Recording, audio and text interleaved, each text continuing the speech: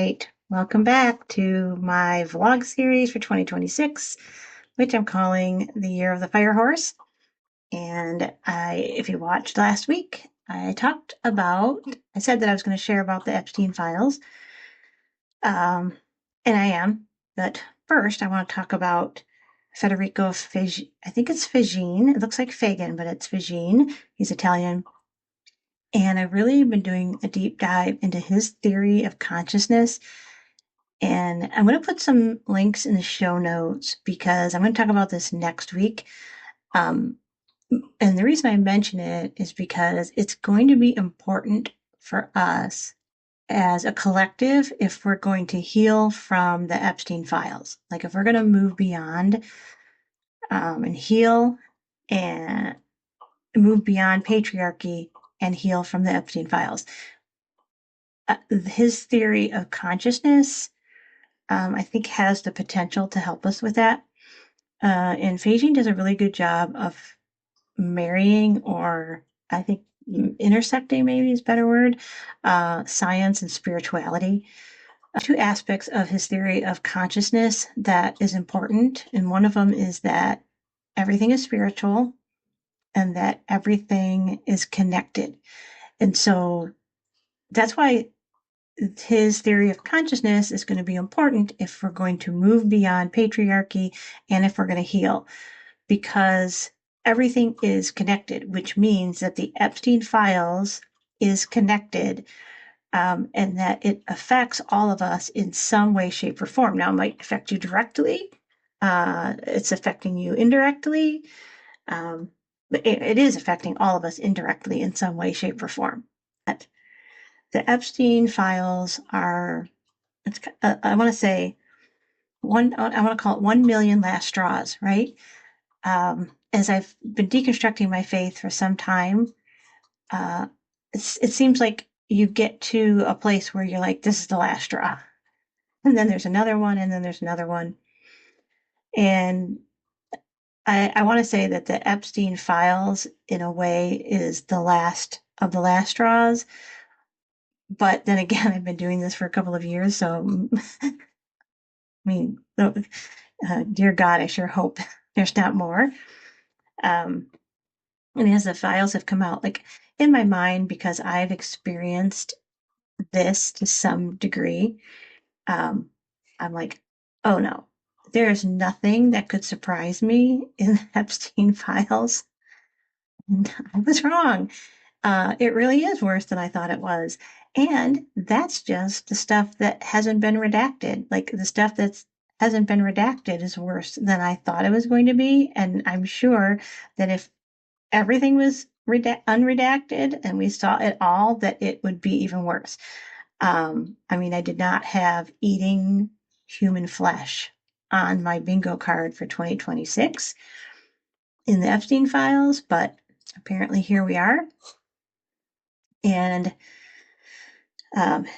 if you haven't been following it, I'm not going to go into details about what's in there. There's plenty of stuff out there where you can find it.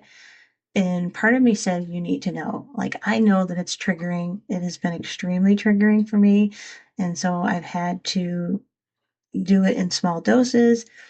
And for the most part, I've pretty much stopped now. Like, I'm not digging into anything else because just for my own mental health and sanity.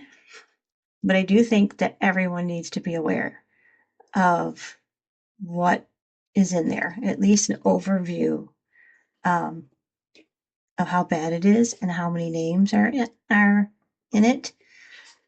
And the reason is um, you know, people keep saying not all men, but always men, and it's true. Every woman has a story. Every woman. I mean, every single one. And so you need to be aware that what you're saying about the Epstein files is teaching the women around you what you really think about them. And the more derogatory you are, the more you defend it, tells them just how much you hate women. Um, how old were you? How old were you the first time a man made you feel uncomfortable, made an inappropriate comment, said something, did something, looked at you in a way that was inappropriate. How old were you? I was 11. I was 11 when my uncles were making completely inappropriate comments about my pubescent body, about my changing figure. And of course, laughed. And somebody, I'm sure, like if I said this to any of my uncles or other family members, they would say, well, it was just a joke. No, it is not a joke. It tells me exactly what you think about women and that given the chance, what you would do. If you knew you wouldn't get caught, if you knew that you could get away with it in some fairy tale land on some private island, what you would do. That's what it tells us. So it matters, but I want to talk about how it matters in particular to the evangelical church. Sexual assault is not limited to just evangelicals, or just to the church. We know that. And of course, someone's going to say, well, women do it too. Well, first of all, the fact that you even make that comment tells me that given the chance or given the opportunity, or that you don't think it's a big deal, and it is a big deal. And we're talking exponentially the number of women compared to men, and also the number of victims, that men always have more victims than women. Women tend to have a few victims, usually in the single digits. Men typically have multiple victims in the double or triple digits. And most men won't be caught until they've victimized 10 or more, 12, 15 or more victims. And so if you watched my video last week, I talked about this occurring in my former denomination, and that it took me going public before really anything was being done about it. A police report was filed, which I guess you could say was something. Perpetrator still had access to children. There was a pastor still covering it up. We started to find out that there were more and more victims who the pastor had known about for years and continued to cover it up repeatedly, and giving that person repeated access to children. But the loss of trust came when, I want to say specifically, men who I trusted defended the pastor that covered it up. Men whom I trusted told me I was wrong. And that was really what caused, I want to say, the unraveling of my faith, the last straw of the unraveling of my faith. I wanted to participate because I realized that one of the things that I was doing, that as I kept saying, you have a responsibility for these people, this church that I was pastoring. You have a responsibility to them, and where are they going to go, and etc. But I realized that I was propping up a corrupt system. I was propping up and enabling a system of patriarchy, sexism, and misogyny, not to mention racism. But today we're just dealing with sexism and patriarchy. And I was helping to prop it up. And so one of the reasons why this, I think, is going to be so devastating for the evangelical church is because of the way that they are publicly defending the names that are in the Epstein files, right? Publicly defending Trump, publicly defending other politicians, other leaders, and the fact that they redacted the perpetrators' names but left the victims' names in there instead of vice versa. And so now we've seen, so I mentioned last week that I left because I had seen how the sausage was made, but now the whole world is seeing it. The whole world is seeing how the evangelical sausage is made, that you hate women, that the evangelical church hates women, that given the right circumstance, like if you're defending Trump and the other names that are in the Epstein files, you are saying that deep down, given the right circumstances, you would participate. And you are participating in defending them. Like, I don't think people realize that. One of the ways that you participate is by defending them. And in particular, I think the Wesleyans are the worst. Now, there's some great things about those evangelicals who come from a Wesleyan perspective. However, your good has gotten to the point now where it does not balance out the evil. It does not balance out what the evangelicals are doing. And I say that the evangelicals are the worst because those tend to be the evangelical denominations that ordain women. So think Free Methodist, think Nazarene, think the Global Methodist, Church of God, Anderson. There's others out there as well. And so if you're an evangelical church that ordains women, the reason I say that you are actually the worst of the bunch is because you are gaslighting people into believing that you actually care about women and that you're actually egalitarian when you're not. You do less than the bare minimum so that you can say, look, we're egalitarian. But when push comes to shove, you will always throw women under the bus instead of support them or defend them.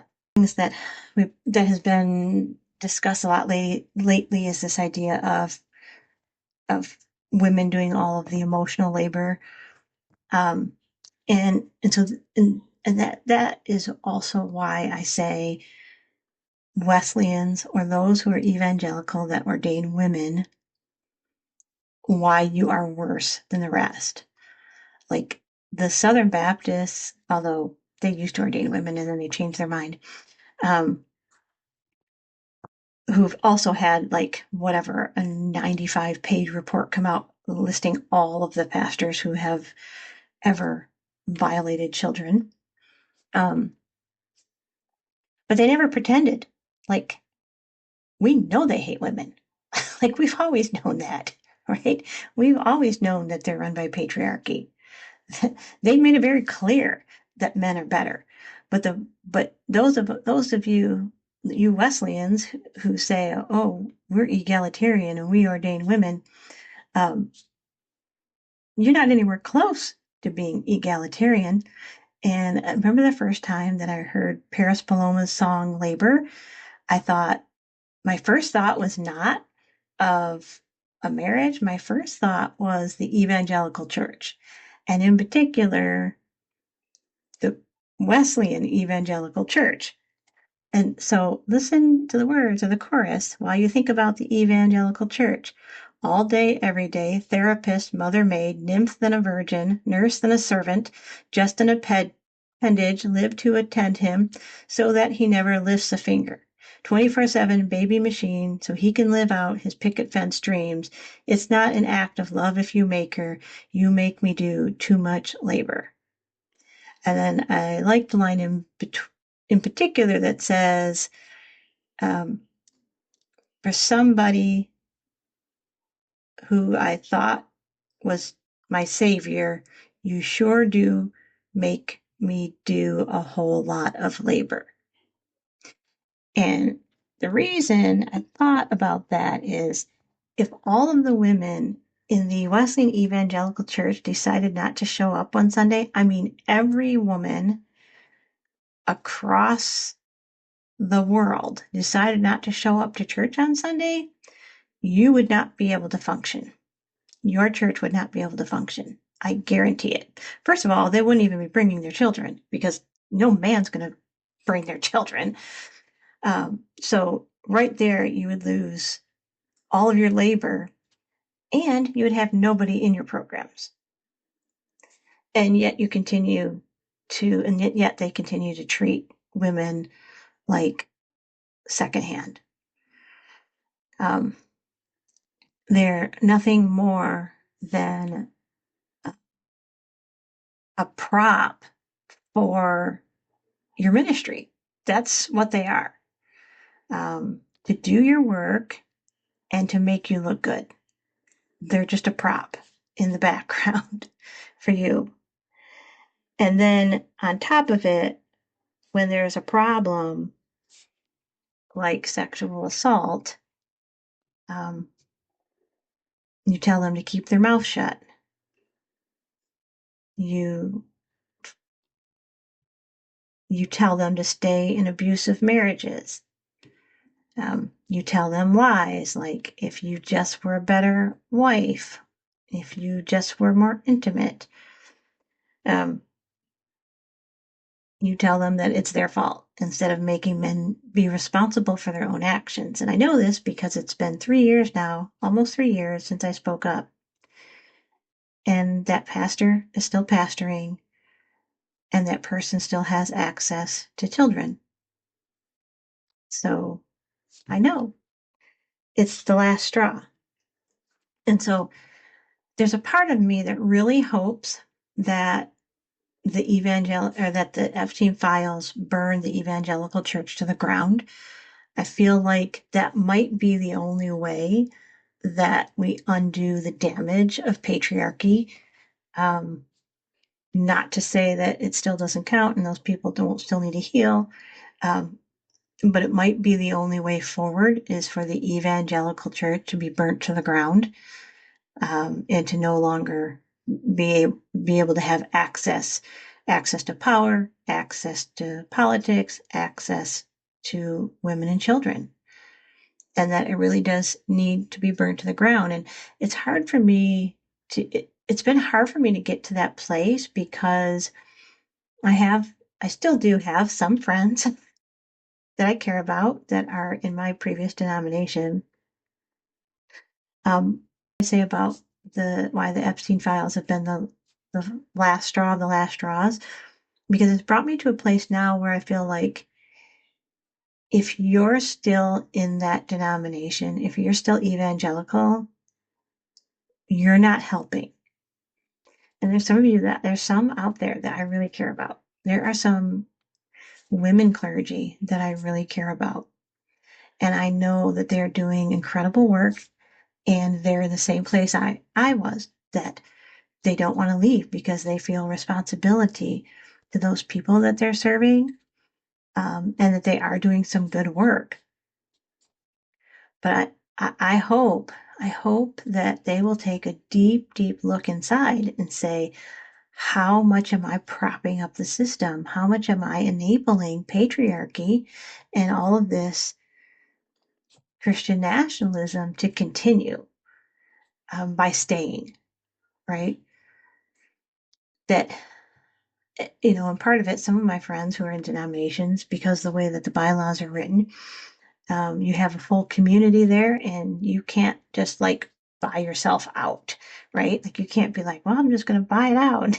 They won't let you. They won't let you keep your building. They won't let you keep your property. Like you have to move everything to a whole new location, unless you've got the opportunity to move like right next door to where you were. um, you basically have to start all over again. It's very difficult. Or like I did, where I basically burned everything to the ground and moved on to a completely different, well, I don't know if it's completely different. I'm still nonprofit, but, and that's hard to do, right? It's hard to do. But at some point, you have to ask yourself, how much am I still propping up the corrupt system? And how am I, what am I willing to do? What am I willing to sacrifice for the fall of patriarchy, which is damaging the world in so many ways? I kind of was chuckling this week. I shared something about that. Uh, there's a epidemiologist who I follow, And he's talking about how the Lone Star tick is like spreading, like it's going to be a really big issue this spring, summer, and fall. Like you need to wear bug spray. And the side effect of being bitten by one of these ticks, specifically this tick, is that you develop a meat allergy. And I feel like it's poetic justice to how we're destroying the earth by um, by how much meat we are producing and consuming. Like we should not be producing that much meat and chicken, beef, chicken, pork. We shouldn't be doing that, and we shouldn't be eating that much. Like we consume way too much. Um, and I feel like this is uh, evolution and the universe's way of trying to bring justice to the fact that we're destroying the world. Like we are destroying I mean, set aside the fact that it's just horrible the way that we raise these animals for consumption. It's horrible, that whatever, all of that stuff.